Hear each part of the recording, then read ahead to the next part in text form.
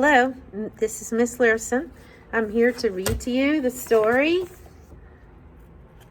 The Treasure of Lemon Brown by Walter Dean Myers. This is our Unit 2 Common Summative Writing Assessment.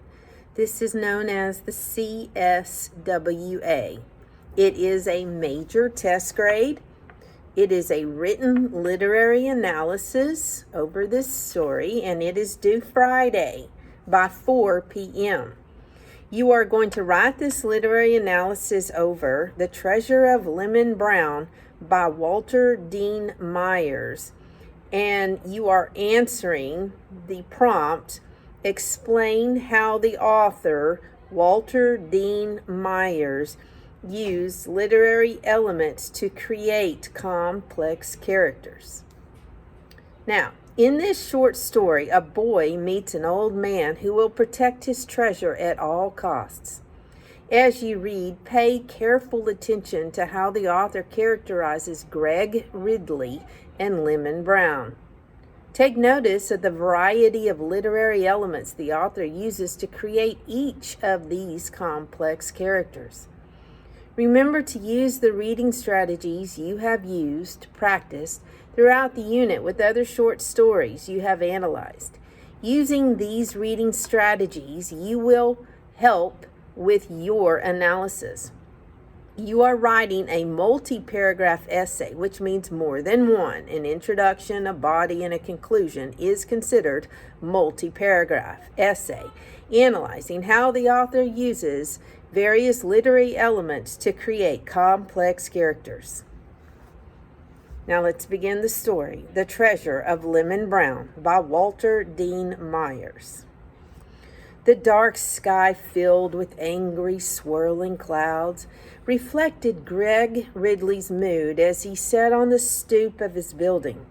His father's voice came to him again, first reading the letter the principal had sent to the house, then lecturing endlessly about his poor efforts in math.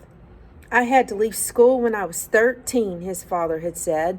"That's a year younger than you are now. If I'd had half the chances you'd have, Greg sat in a small, pale green kitchen listening, knowing the lecture would end with his father saying he couldn't play ball with the Scorpions. He had asked his father the week before, and his father had said it depended on his next report card. It wasn't often the Scorpions took on new players, especially 14-year-olds, and this was the chance of a lifetime for Greg. He hadn't been allowed to play high school ball, which he had already really wanted to do. But playing for the community center team was the next best thing. Report cards were due in a week, and Greg had been hoping for the best. But the principal had ended the suspense early when she sent the letter saying Greg would probably fail math if he didn't spend more time studying. "And you want to play basketball," his father's brows knitted over deep brown eyes. "That must be some kind of joke. Now you just get into your room and you hit those books." That had been 2 nights before.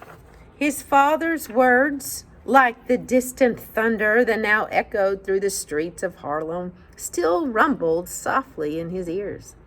It was beginning to cool. Gusts of wind made bits of paper dance between the parked cars. There was a flash of nearby lightning, and soon large drops of rain splashed onto his jeans. He stood to go upstairs and thought of the lecture that would probably await him if he did anything except shut himself in his room with his math book and started walking down the street instead. Down the block, there was an old tenement that had been abandoned for some months. Some of the guys had held impromptu checker tournaments there the week before, and Greg had noticed that the door, once boarded over, had been slightly ajar. Pulling his collar up as high as he could, he checked for traffic and made a dash across the street. He reached the house just as another flash of lightning changed the night to day for an instant, and then returned the graffiti-scarred building into the grim shadows. He vaulted over the outer stairs and pushed tentatively on the door. It was open, and he let himself in. The inside of the building was dark except for the dim light that filtered through the dirty windows from the street lamps. There was room a few feet from the door, and from where he stood in the entrance, Greg could see a squarish patch of light on the floor. He entered the room, frowning at the musty smell. It was a large room that might have been someone's parlor at one time. Squinting, Greg could see an old table on its side against one wall, and what looked like a pile of rags or a torn mattress in the corner, and a couch with one side broken in front of the window. He went to the couch. The side that wasn't broken was comfortable enough, though a little creaky, and from the spot he could see the blinking neon light sign over the bodega on the corner. He sat a while, watching the sign blink, first green, then red, allowing his mind to drift to the scorpions and then to his father.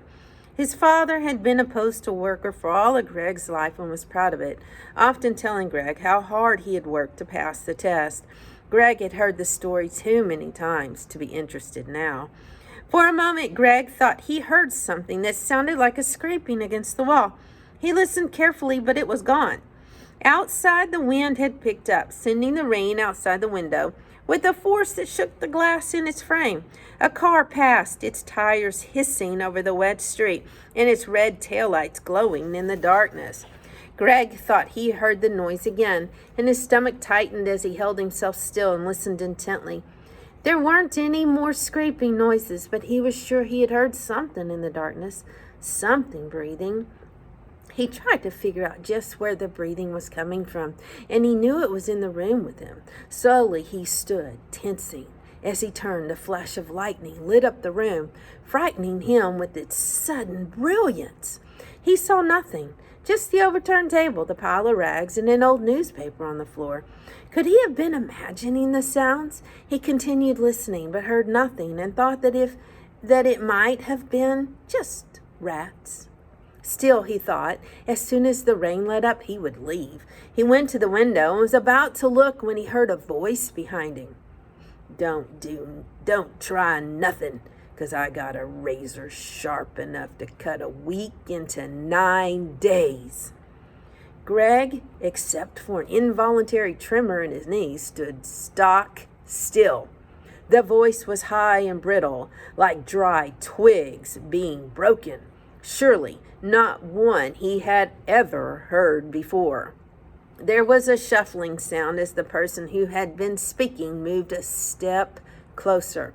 Greg turned, holding his breath, his eyes straining to see in the dark room. The upper part of the figure before him was still in the darkness. The lower half was in the dim rectangle of light that fell unevenly from the window. There were 2 feet in cracked, dirty shoes from which rose legs that were wrapped in rags. "Who are you?" Greg hardly recognized his own voice. "I'm Lemon Brown," came the answer. "Who are you?" "Greg Ridley." "What you doing here?" The figure shuffled forward again, and Greg took a small step backwards. "It's raining," Greg said. "I can see that," the figure said. The person who called himself Lemon Brown peered forward, and Greg could see him clearly. He was an old man.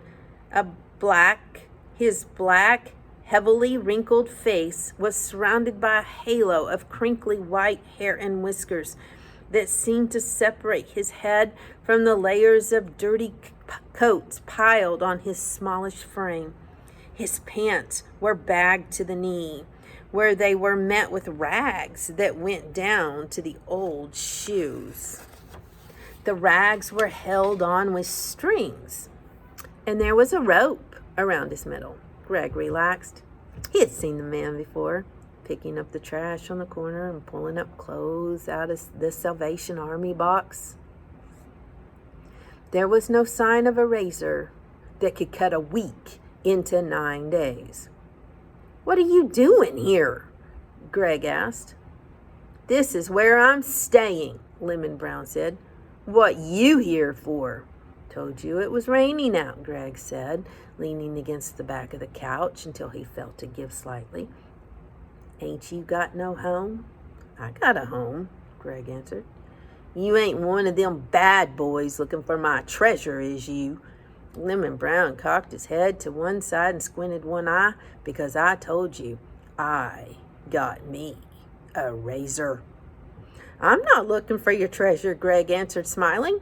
If you have one. What do you mean if I have one? Lemon Brown said. Every man got a treasure. You don't know that. You must be a fool. Sure, Greg said as he sat on the sofa and put one leg over the back. What do you have? Gold coins? Don't worry none about what I got, Lemon Brown said. You know who I am? You told me your name was Orange or Lemon or something like that. Lemon Brown, the old man said, pulling back his shoulders as he did so. They used to call me Sweet Lemon Brown. Sweet Lemon? Greg asked. Yes, sir, Sweet Lemon Brown. They used to say I sung the blues so sweet that if I sang at a funeral, the dead would commence to rocking with the beat. Used to travel all over Mississippi as far as Monroe, Louisiana, and east on to over to Macon, Georgia. You mean you ain't never heard of Sweet Lemon Brown? Afraid not, Greg said. What happened to you? Hard times, boy. Hard times, always after a poor man. One day I got tired, sat down to rest a spell and felt a tap on my shoulder. Hard times caught up with me. Sorry about that. What you doing here? How'd you go? Why don't you just go on home when the rain come? Rain don't bother you young folks none. Just didn't. Greg looked away. I used to have a naughty-headed boy just like you. Lemon Brown had half shuffled back to the corner and sat down against the wall. Had them big eyes like you. I used to call them moon eyes. Look into them moon eyes and see anything you want. How come you gave up singing the blues? Greg asked. Didn't give up, Lemon Brown said. You don't give up the blues. They give up you. After a while, you do good for yourself, and it ain't nothing but foolishness singing about how hard you got it. Ain't that right? I guess so. What's that noise? Lemon Brown asked, suddenly sitting upright. Greg listened, and he heard a noise outside, and he looked at Lemon Brown, and he saw the old man pointing towards the window. Greg went to the window and saw 3 men, neighborhood thugs, on the stoop. One was carrying the length of a pipe. Greg looked back towards Lemon Brown, who moved quietly across the room to the window, and the old man looked out and then beckoned frantically for Greg to follow him. For a moment, Greg couldn't move. Then he found himself following Lemon Brown into the hallway and up the darkened stairs. Greg followed as closely as he could, and they reached the top of the stairs, and Greg felt Lemon Brown's hand lying on his shoulder and then probing down his arm until he took Greg's hand into his own as they crouched in the darkness. They's bad men, Lemon Brown whispered. His breath was warm against Greg's skin. Hey, Ragman, a voice called. We know you're in here. What you got up under them rags? You got any money? Silence. We don't want to have to come in and hurt you, old man, but we don't mind if we have to. Lemon Brown squeezed Greg's hand Lemon Brown squeezed Greg's hand in his own hard, gnarled fist. There was a banging downstairs and a light as the men entered. They banged noisily, calling for the ragman. We heard you talking about your treasure. The voice was slurred. We just want to see it, that's all. You sure he's here? One voice seemed to come from the room with the sofa. Yeah, he stays here every night. There's another room over there. I'm going to take a look. You got that flashlight? Yeah. Here, take the pipe, too. Greg opened his mouth to quiet the sound of his breathing as he sucked it in uneasily. A beam of light hit the wall a few feet opposite him, then went out. "Ain't nobody in that room," a voice said. "You think he's gone or something?" "I don't know," came the answer. "All I know is that I heard him talking about some kind of treasure. You know, they found that shopping bag lady with that load of money in her bags." "Yeah." "You think he's upstairs?" "Hey, old man, are you up there?" Silence. "Watch my back, I'm going up." There was a footstep on the stairs, and the beam from the flashlight danced crazily along the peeling wallpaper. Greg held his breath. There was another step and a loud crashing noise as the man banged the pipe against the wooden banister.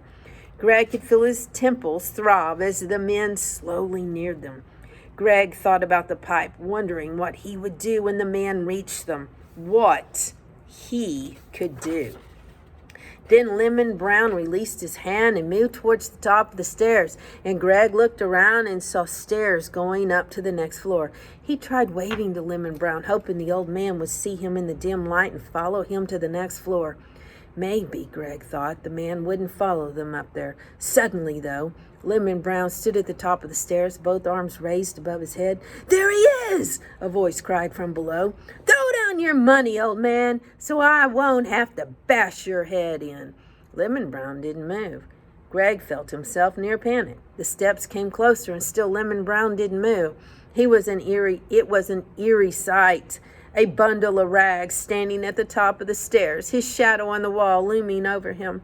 Maybe the thought came to Greg, the scene could be even eerier. Greg wet his lips and put his hands to his mouth and tried to make a sound. Nothing came out. He swallowed hard, wet his lips once more, and howled as evenly as he could. "What's that?"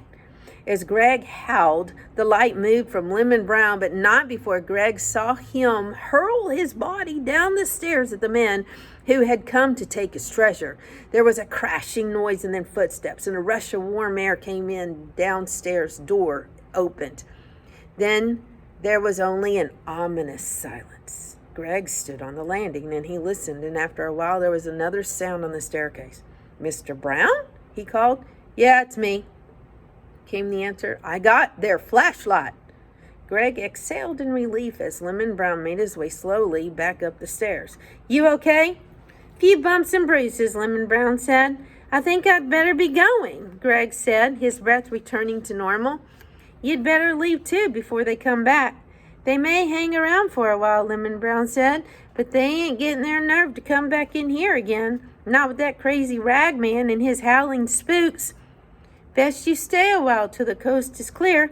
I'm heading out west tomorrow, out to East St. Louis." "They were talking about treasures," Greg said. "You really have a treasure?" "What'd I tell you? Didn't I tell you every man got a treasure?" Lemon Brown said. "You want to see mine?" "If you want to show it to me," Greg shrugged.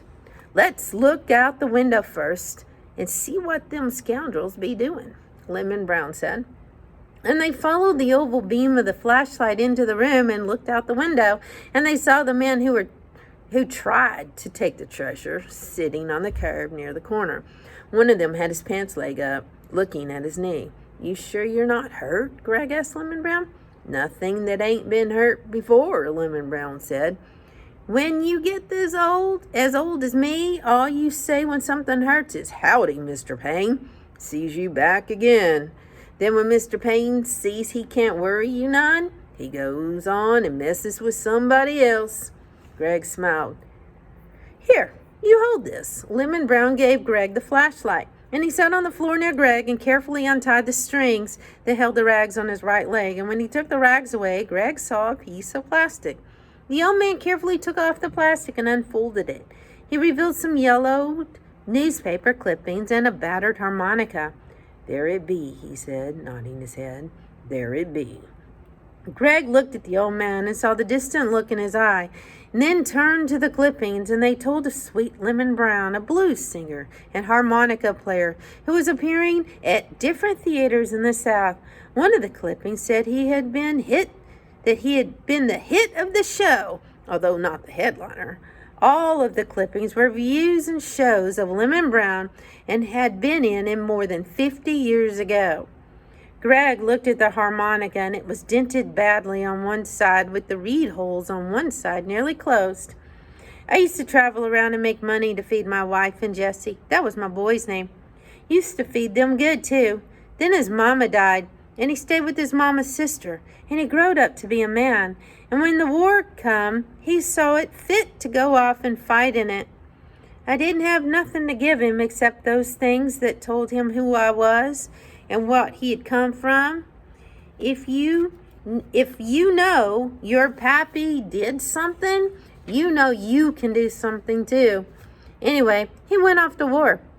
And I went off still playing and singing.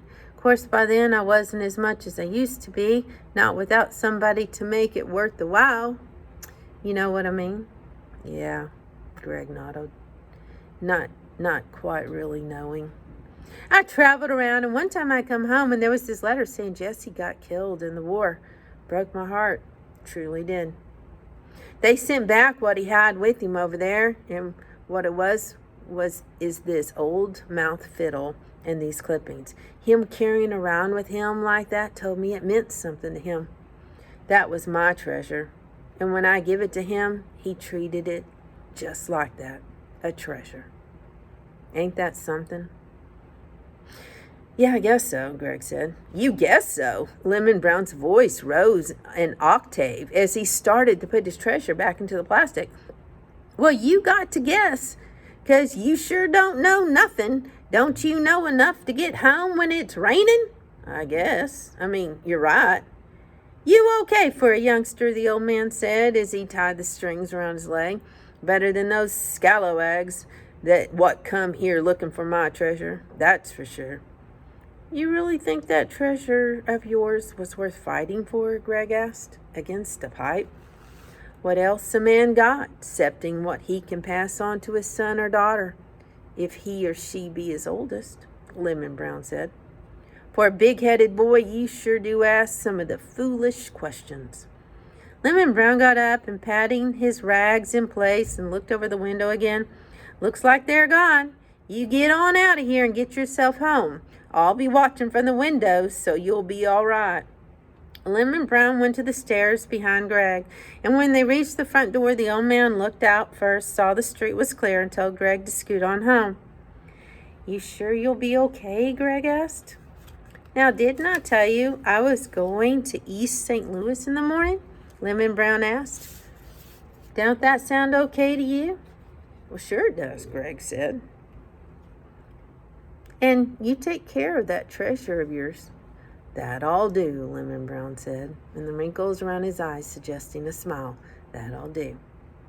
The night had warmed, and the rain had stopped, leaving puddles at the curbs. Greg didn't even want to think about how late it was. He thought ahead of what his father would say and wondered if he should tell him about Lemon Brown. He thought about it until he reached the stoop and decided against it. Lemon Brown would be okay, Greg thought, with his memories and his treasure. Greg pushed the button over the bell marked Ridley, thought of the lecture he knew his father would give him, and smiled.